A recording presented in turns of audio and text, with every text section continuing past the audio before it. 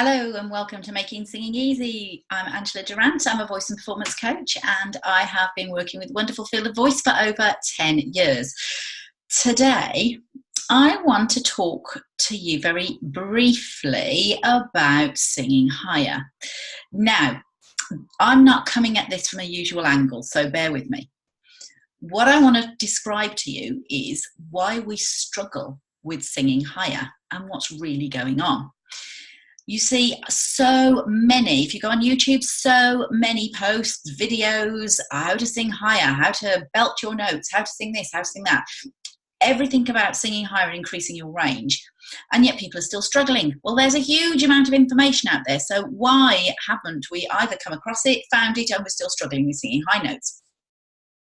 Fundamentally, we're not looking at high notes with the truth of what they are, and therefore we're struggling with them. So I'm going to just unpack a little bit of what that is, and I just want to help you perhaps rewire your thinking a little bit around this subject. So when we're thinking of high notes, one of the biggest problems is that we're imagining all our notes outside of ourselves. And the biggest issue is that we as human beings hear our sound inside of our bones and as an echo back from the walls around us. So we don't always come to things with the perspective of physics or this perspective of how things really work. And that causes us to maybe have doubts, or we lose our confidence, or we think that other people can do singing and we can't. And that's really not the truth behind things. Everybody has a voice. Not everybody's going to have a career with their voice, and not everybody wants a career with their voice, but everybody has a voice and can understand and develop and use their voice to as much a degree as they choose to do so. So what's the deal with the high notes then? If it's nothing to do with anatomy or ears, in other words, unless there's something not something physically wrong with the voice, or that we haven't got an innate hearing problem, the capacity to be able to actually stretch the voice out and increase range is common to all humans. So what goes wrong? Well, number one, we sometimes have a lot of baggage around the jargon of singing. If you've been around singing, if you've watched videos before, even the word high note can have some baggage around it, because we imagine that something that's high is out of reach. It's a common language issue. So if something feels high and it feels out of reach to us, what are we likely to do to try and bridge that gap? We're either going to make some effort as if we're lifting heavy weights, or we're going to strain and stretch and reach for something that feels out of reach. But is the note actually out of reach? Well, no, it's not. And how do we prove that? Let's go to some common ways of using the voice in our talking voice to rediscover that we can make singing very easy for ourselves by understanding some ways that we use our voice outside of singing. There are some wonderful methodologies and techniques that have been developed in the last 20 odd years by different based science methodologies like Estill training. Joe Estill, Estill, if you're looking it up, was a great early researcher of the voice, and there are some incredible researchers now behind the scenes researching and using understanding how the voice works and bringing simple exercises in to the mix that you can use and discover to how to understand singing in a different way. So a couple of the things that were developed were really using very simple sounds to help you access different areas of feel, resonance, as to where you felt sound. Now, as soon as we talk about feeling sound, that sounds a bit odd, isn't it? Because isn't sound just about hearing? Well, No, think about sound therapy. Think about ultrasound. Think about when we use sound waves in order to see pictures. A baby that's not yet born, we use sound waves. We use ultrasound in order to see on the inside. So sound is being used in medicine for a long time, even in the treatment of injury, let alone the discovery of what's going on the inside. Now, we can use that premise to actually reconfigure and renew our minds as to where those high notes really are and what we feel when we sing. So, for instance, if you put your hand on your sternum, on the top of your chest, and if you make a humming noise or round about your talking voice level, you will feel the vibration behind your behind your hand, against your throat, behind your larynx, in your larynx, and behind your hand. So straight away, you're feeling sound. You're feeling the nature or the vibration once sound has been created. So let's take it somewhere else. I want you to create the sound. Imagine that you're on a roller coaster and you're about 5 years old and it's so exciting, and you're going to give you the sound whee. So let's do that together. Whee. So as soon as you do that whee, as if you're going along with that roller coaster and bringing that sound all the way down, notice suddenly how easy it is to sort of be in that different acoustic space of the voice. Let's go from the bottom again. They go right behind the talking voice to whee, our roller coaster, right from the sort of top end of our sound down. Now, we're creating what is technically a high note, but we're having so less on it because we're not thinking of reaching for anything. So if you do that again for me, whee! So if we land on those notes, just hold the tone a little bit longer between those 2 points. Let's see what happens. Here we go. Uh-oh. And I'm holding the note on. So there's my connected sound at the bottom. Now let's take that wee sound again, that lovely sort of wee, that roller coaster coming from all the way to the top to the bottom, as if we're sliding all the way down.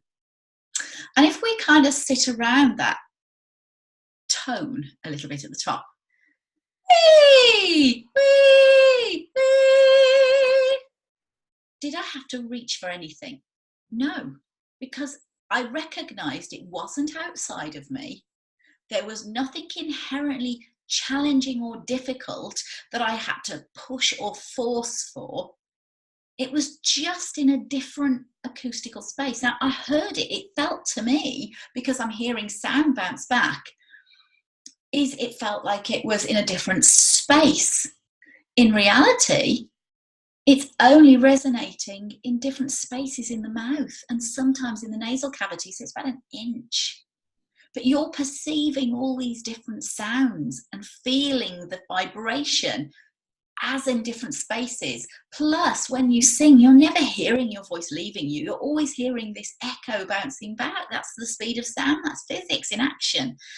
But it's our perception of all of that acoustical sound that really does mess with our thinking a little bit as to what we're actually creating and how difficult or easy it is to do that. So we know that we can kind of create that sound at the bottom. We know that we can actually create a sound from the top. What about the middle? What about those pesky, mixy, middly kind of notes getting from A to B?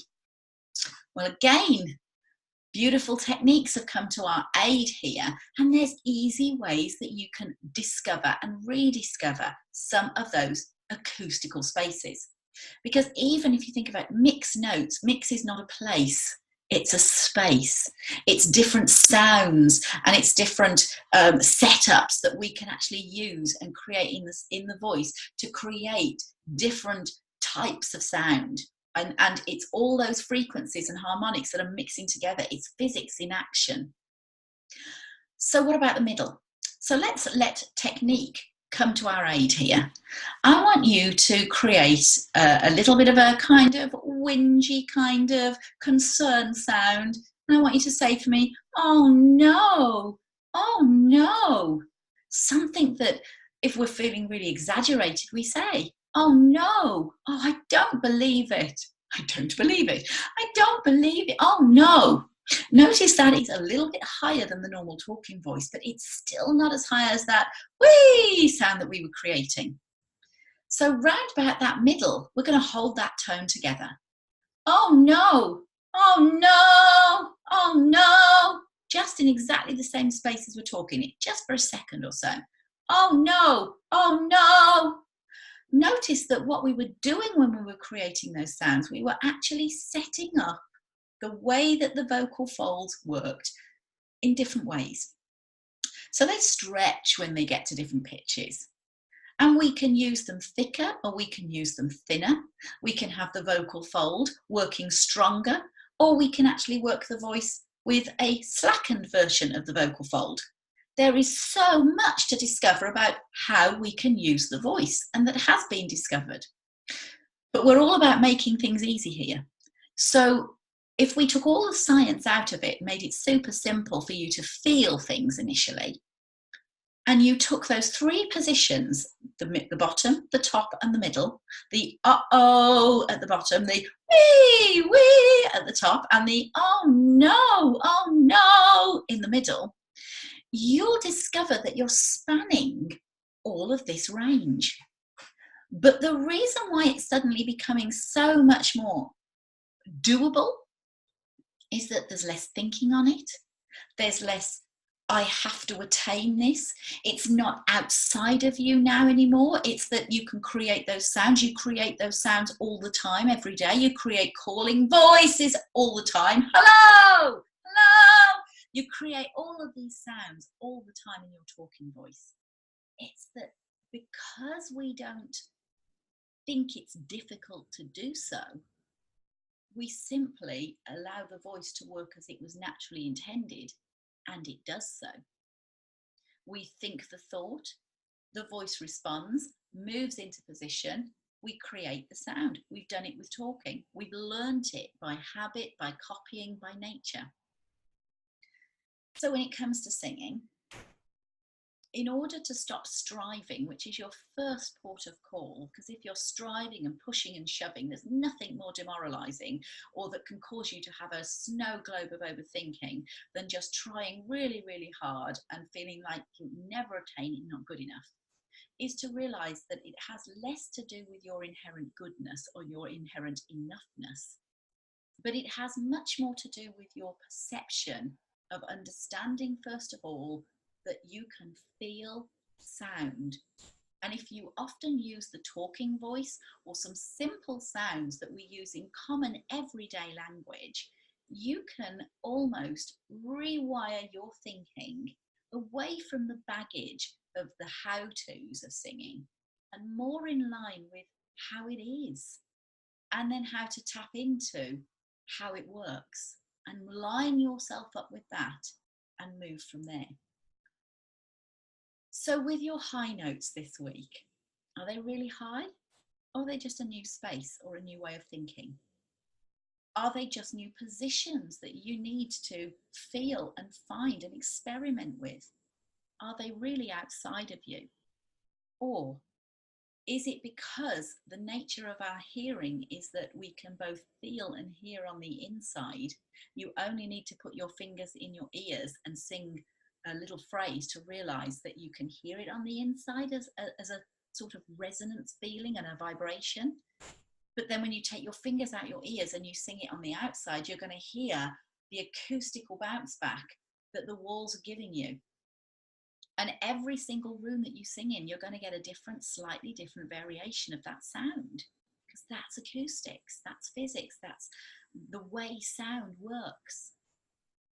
So if we take your goodness out of it and your enoughness, and you actually start to think a little differently, allow your perspective to just shift 1 degree towards listening from the inside out and shaping and creating those sounds from the inside out, I suspect this week you might have a few insights and a few ideas that are new around the effort required to do some of those high notes that you may not have had before. I'd love to hear your thoughts and comments on this. Having a sound engineer's background, having a love of vocal, acoustical singing, having been a singer, and having studied the teaching of singing, those three combined have started to help me to understand the nature of the inside out way that our voices actually work, and that how we can line ourselves up with almost the gravity of the way that singing works and the principles behind that.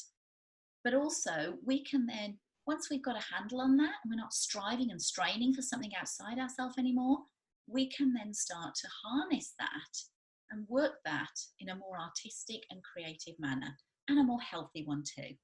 So until next time, have fun experimenting with your talking voice, with your different sounds, and allow that to inform your new perspective of your higher range notes.